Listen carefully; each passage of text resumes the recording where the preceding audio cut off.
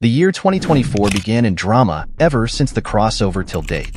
While we all expected it to chill down like its previous years, it just didn't.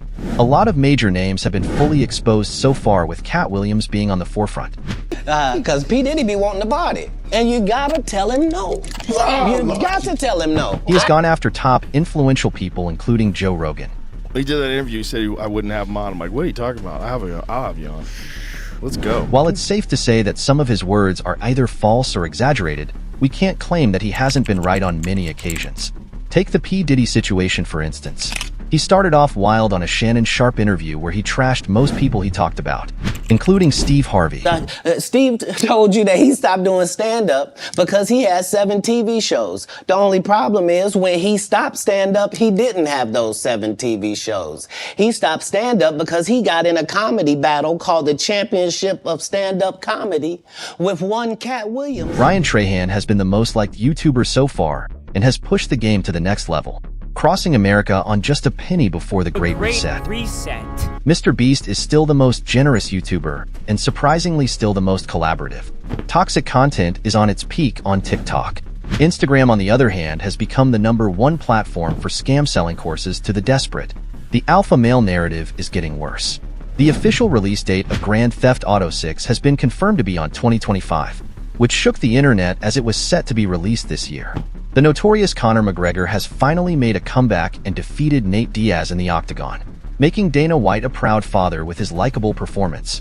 The Rock, Dwayne Johnson, just made his fanbase 360 on him by basically being a walking billboard, starting off by lying about his 0 steroids intake to more casual lies.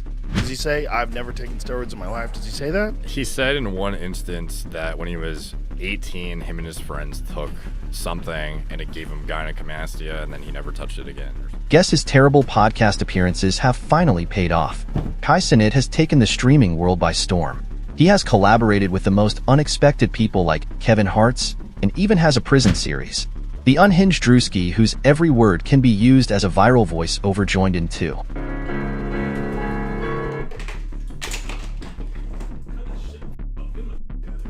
Adin Ross, on the other hand, started off high, got scammed a bit, and is honestly almost fading out of relevance. Time to address the elephant in the room. The hip-hop world has suddenly taken a great turn with the most number of streams in comparison with the last decade. We have Kendrick Lamar and Drake to thank for that. The whole industry basically turned on Drake, but I'm sure you already know more on that. The beef was more than enough to feed the families of a dozen YouTube reactors and commentaries.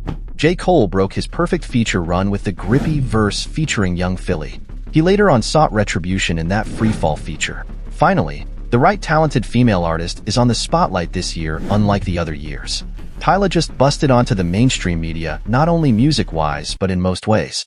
TikTok vitality is no longer the main drive to blowing up songs, which means more high-quality songs.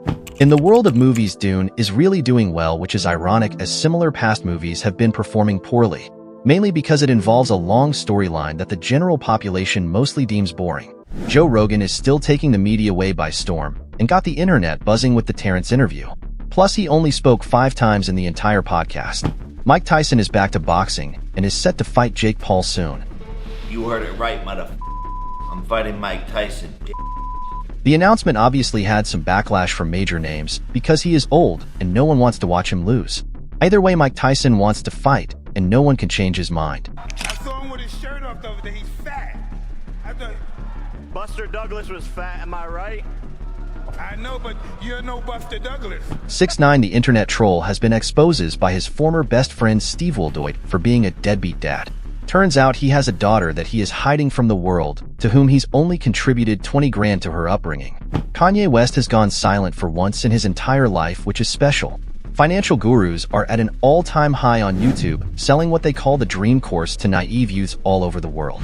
Threads' Mark Zuckerberg's baby has gone totally irrelevant. Elon Musk's Twitter stayed on top. Hamza is losing his fanbase and persona in general. In one video, he claims to have quit YouTube to focus on being a boxer, just to upload follow-ups like nothing happened.